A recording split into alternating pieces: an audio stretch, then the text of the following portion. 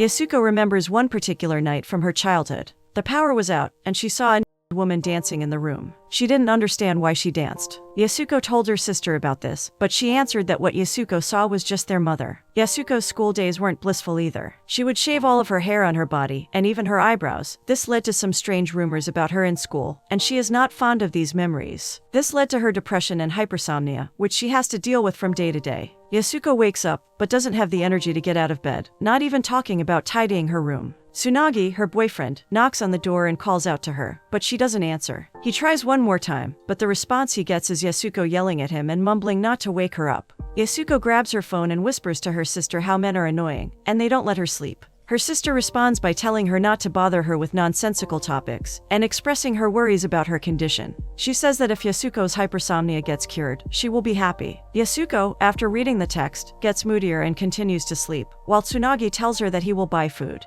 Tsunagi walks through the streets and stops at the vending machine. He looks at its broken glass, and his mind wanders into the past, remembering how he met Yasuko. He was talking on the phone, saying that he would take someone else home. It turns out it was drunk Yasuko. Her friends give Yasuko into Tsunagi's care. While strolling, Yasuko is angry and depressed. She thinks of herself as a thorn that is easily discarded by others. She screams out that she will make them regret that decision, and almost falls over. Yasuko sobers up a bit and realizes that the man she is with is a stranger. Tsunagi introduces himself, and then says that he is working for the newspaper. Yasuko remembers that not long ago they released an article about an actress who committed, and they even had her pictures in the article. She asks Tsunagi how he feels about it. He doesn't get to answer that question, because Yasuko mumbles how she hates that kind of person the most, the ones who exploit the bad side of other people to make themselves feel bigger. She sympathizes with the actress, and says she understands the feeling of wanting to leave the world. Tsunagi gets intrigued by her words, as if they cut deep and touch his inner world. Yasuko asks Tsunagi about his employment.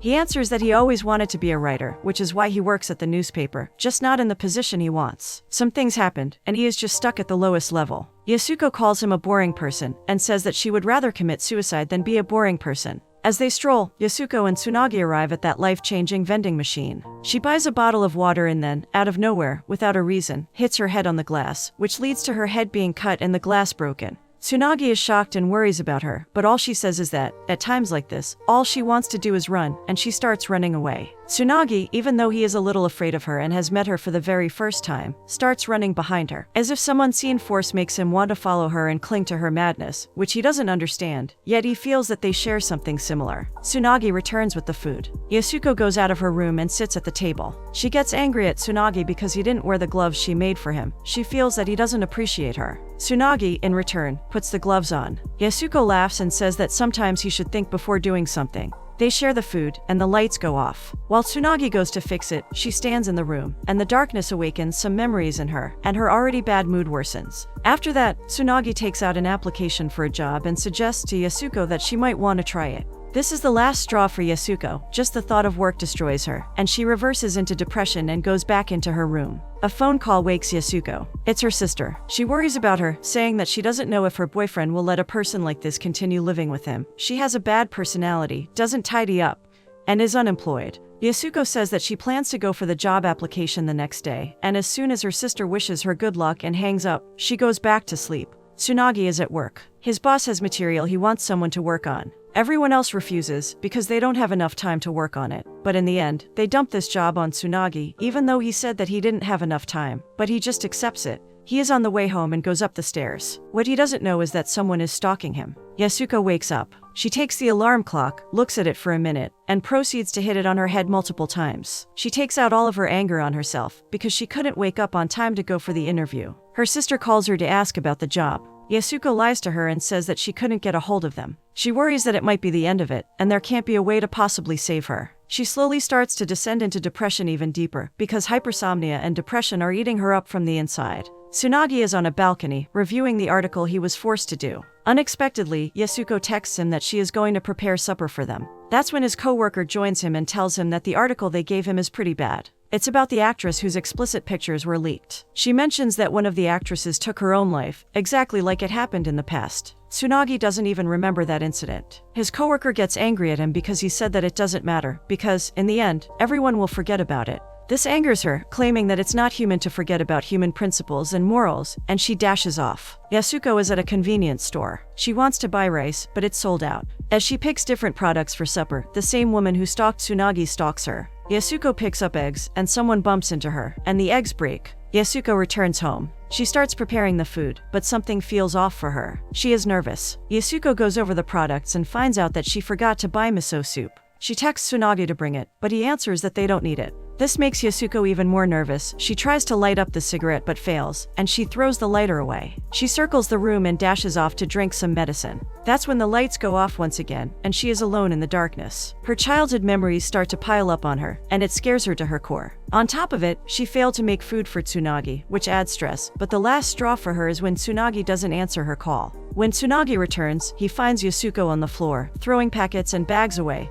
Her eyes teary. Tsunagi rushes towards her and hugs her tightly while she cries her heart out. The next day starts the same way every other day starts for Yasuko. She wakes up late and searches for food. An unusual knock on the door catches her attention. She opens up the door, and it's the same woman who followed her and Tsunagi. She takes Yasuko to the cafe. While Ando talks, she gets mad at Yasuko because she doesn't pay attention to her. She starts talking about Tsunagi and how he's changed over the past years. She remembers him as a boy, but when she saw him she thought to herself that he had become a man, and that's why she followed him, and to her surprise, what she discovered was Yasuko. Ando is angry at Yasuko because, even though she resides with Tsunagi, she doesn't know a second thing about her. Ando thinks that she is just a burden, and she wants to find out if, after their breakup, he will return to her or not. It turns out that Ando is Tsunagi's ex-girlfriend. She tries to intimidate Yasuko into breaking up with him. She says that Yasuko is just a parasite that's using Tsunagi to live at his place and eat food. She even admits that she stalked Yasuko at a convenience store and saw how bad and worthless she is. Ando knows that Tsunagi doesn't have it in him to tell Yasuko that they need to break up, which is why she comes up with the devious plan, which involves Yasuko taking action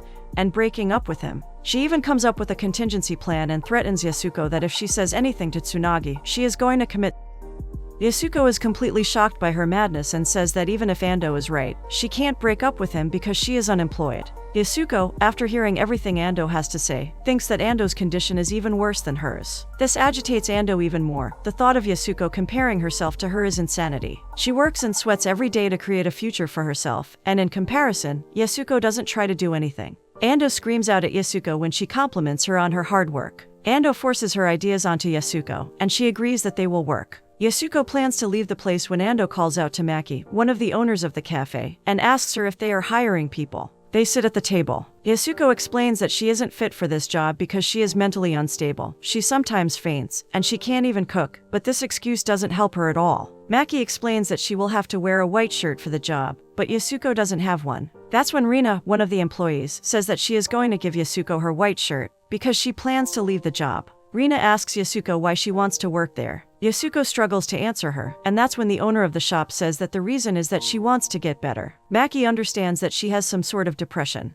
Yasuko tries to explain that her depression is more of a joke than a real one, but Murata corrects her by saying that depression can't be a joke. Rina says that this cafe attracts weirdos. Murata jokes about how this could be said about her too. It turns out Rina was a hikikomori, a shut-in introvert, and this job helped her conquer her flaws. Murata says that if she wants to try out work, they will support her with everything they have, and that she will start work at 10 in the morning, which scares Yasuko. She returns home and takes a bath with her clothes on, slowly undresses, and wants to shave her eyebrows once again just as she did in childhood. But she stops, screams out that it's not good enough, and throws the razor blade away. Tsunagi, on his way back home, finds the razor blade. When he returns home, he asks Yasuko which food she would like to eat.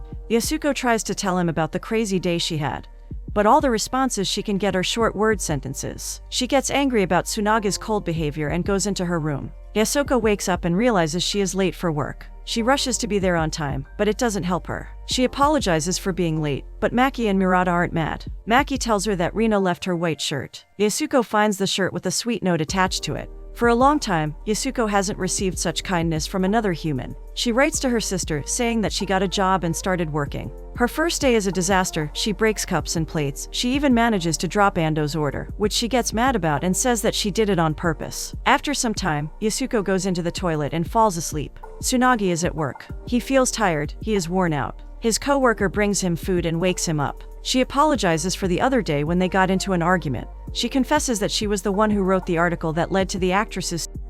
She wonders to herself if it will be the right choice to quit the job. Yasuko is still at the cafe. She is cleaning the table, and that's when Rina stops her. Yasuko asks her if she is doing fine. She immediately comments that, in the end, she is a nuisance to everyone. Rina stops and says that if she thinks like that, maybe she will be a nuisance for everyone else after all, but that Yasuko is also an interesting person. Rina leaves the shop in Yasuko's care and tells her to lock it up before she goes. Yasuko runs into Tsunagi. She is in a rather good mood, compared to her usual one. On the other hand, Tsunagi's job starts to affect him. It seems like Yasuko and he exchanged places in the relationship. They return home, and Yasuko wants to share her experience with him, but he goes into his room, closes the door, and says that he is going to sleep. This rather distant behavior worries Yasuko. Murata's call wakes Yasuko up. It's already 11, and she is late. She rushes to the cafe, and when she enters, she sees the biggest problem in her life, Ando. Yasuko sits beside her. Ando starts belittling Yasuko once again. It is the usual routine for her. She compliments Yasuko for not telling Tsunagi about them, and asks when she is going to leave the house. Yasuko answers that she doesn't know, because she just started working, and doesn't know whether she will stay here or get fired. This angers Ando, and she rumbles about how unfair life is, that Tsunagi is with a useless woman like her, while she works for her future. She doesn't understand how one can always be sleepy, and for her, it would be better to commit suicide than live like Yasuko. Murata interrupts her and saves Yasuko. He then asks Ando why she is doing this. She explains that she broke up with Tsunagi, not because she hated him but because something else came up, and now that she sees how he has no one else to support him, she just wants to help him. Murata stops Ando and asks her to stop getting his cafe involved in this drama. Life goes on. Yasuko struggles to wake up every morning at her job, and Ando always waits for her. Murata tells her that she should stop sleeping in the toilet. Yasuko tries to deny it, but Murata doesn't believe her, and he says that if she is forcing this on herself for others, she is never going to change. Tsunagi returns home. As usual, he bought food. Yasuko tries to tell him about her problems, but once again, the only response she gets is the word okay. This angers Yasuko, and she addresses this problem. Tsunagi looks at her for a minute with an angry face, but all he does is go into his room without saying a word. This completely drives Yasuko crazy. All she does is call out his name, but when the answer doesn't come, she crawls into a blanket like a child. A miracle happens, and Yasuko wakes up on time, but for some reason, she decides not to go to work. She hears a voice saying that the package is delivered for Tsunagi, and as she opens the door, she sees Ando, who drags her to work. She once again belittles Yasuko, saying that all the effort they are putting into her might be in vain. But Murata doesn't listen to Ando's poisonous tongue, and tells Yasuko to get dressed. Tsunaga's boss sees the article, and gets furious when he sees Tsunagi. He lashes out at him and screams at him. He wants to find out why he wrote such an article that is a disaster for their company. Tsunagi says that it's fine, because everyone will forget about it after a while. The director runs towards Tsunagi's desk, and they fight. He wants to see Tsunagi's laptop, but he doesn't let him. After a while, Tsunagi gets angry and throws his laptop out of the window. Yasuko finishes the shift and sits down beside Maki and Rina. After a while, Murata also joins them. Maki asks if depression is a disease that makes someone want to sleep or skip a job.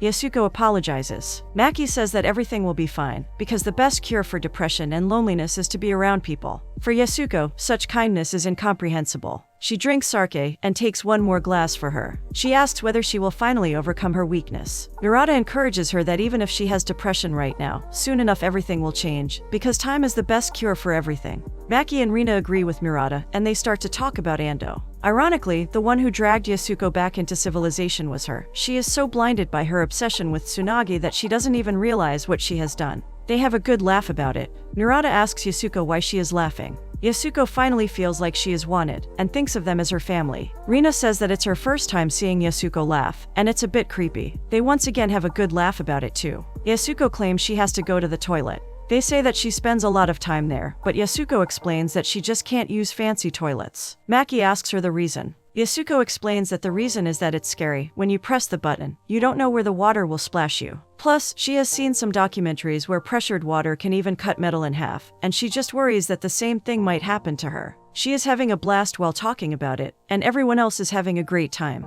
That's when something quickly changes, and Yasuko goes silent. She enters the toilet and reads the text her sister sent her. She is interested in Ando. While she sits there, Murata, Rina, and Maki get worried about her. She hears them wondering if she really will be okay at the job, and how her condition is hard to deal with. Meanwhile, Tsunagi gathers up his belongings. He got fired from the job. His co-worker apologizes to him and says that it's her fault that he got fired, but he corrects her. He recalls her saying that he never wanted to get involved in this kind of work. Tsunagi says that she was in charge of the article. But he knew about the article too, and decided not to do anything about it. Yasuko calls him and, with a destroyed voice, tells him that it's not good enough. Tsunagi apologizes to her for the time when he got angry and hit the wall, but Yasuko says that's not it, she just doesn't understand the people around her. She says that her coworkers are amazing people, more amazing than Tsunagi is. He indeed gets more physical with her, but they listen to what she has to say, and she just admits that she overlooked them. Yasuko is completely broken and worn out. Living for her is a task that she thinks she is not strong enough to take on. Worried, Tsunagi asks her where she is, but before Yasuko can answer the phone, she drops and breaks it. Rina knocks on the door. Yasuko, in the meantime, tries to call Tsunagi, but fails. That's when Murata worries about her and tries to break into the toilet. Yasuko loses her sanity and hits on the door, and then destroys the urinal. The power goes out and Yasuko rushes outside, leaving everyone else in the cafe shocked. Ando goes into the shop and asks if the girl who ran from the cafe was Yasuko. She starts running, and starts to slowly throw away the clothes she is wearing. Tsunagi is behind her, and he runs in the same direction. He is collecting the clothes she throws away. Yasuko doesn't stop. It's as if she is liberating herself with this act. Worried, Tsunagi finally catches up to her to see her completely. Yasuko says that she feels revived. Yasuko says that Tsunagi has to deal with a woman like her, and Tsunagi asks if she still has depression. Yasuko says that it's over. Tsunagi puts his coat around her and says that it's time to go inside. Yasuko stops him, claiming she wants to say something to him. Tsunagi asks if it's so important that she must do it here, completely. Yasuko asks him if he is tired of her. She is sure of it. Tsunagi explains that the reason behind it is his job. Yasuko once again apologizes, and asks him if she can say something he doesn't want to hear. She confesses that she hates how laid-back Tsunagi is. She tries her best to emotionally open up to him, but the words he chooses to say hurt her the most, because he doesn't mean what he says, he just tries to calm Yasuko down. Tsunagi apologizes once more, which angers Yasuko more. She cries out how she wants him to think and talk to her on the same level, and show her that he is trying to be with her. The emotions she tries to show him show that she wants to feel the same way about him. She talks about her coworkers and how kind they are, and they make her feel like she is a family member, and that's when she thought about what living is like. Yasuko tells him about the toilet incident, and the fact that she cherished that place, and wanted to work there, but every chance she had is now gone because of what she did. Tsunagi hugs her and tries to calm her down, as she apologizes over and over again for her crazy behavior. He just calmly listens to her. Yasuko admits that feeling alive felt nice, and that she thought of working there, but then she got afraid when she thought about her depression coming back. She is in disarray, completely lost, and the only thing keeping her sane is Tsunaga's warm hug. She says that he can break up with her, because she wouldn't be able to do it herself. Tsunagi doesn't say anything. Yasuko then asks the most important question for a girl. What part of her does he like? Tsunagi answers that it's because he feels that she is the same as him. Once, she said that everyone overlooked her, and Tsunagi was like that before too. He tried to keep his distance from the problems to keep himself safe, but Yasuko straight up hit her head and made it bleed, and she started to run. This was the moment that captured Tsunagi's heart, and he fell for her. He remembers Yasuko's blue dress, and how beautiful he thought it was. He thought to himself that he might see something that amazing again, if he stayed with her. Yasuko calms down and says that Tsunagi is also pretty crazy, like her. He tells her about the fact that he got fired, and that he threw the laptop out of the window. Yasuko laughs and says that it's something she would do. Ando interrupts them, but Tsunagi doesn't say a single word to her. He and Yasuko just go back home. The lights go off, but Yasuko doesn't panic like she once did. She and Tsunagi hug each other, and she thinks to herself that it was the moment they understood a little bit why they got together. She stands up and starts dancing in the darkness, exactly like the dream she had in her childhood, while Tsunagi watches her ecstatic moves and immerses himself in her dance.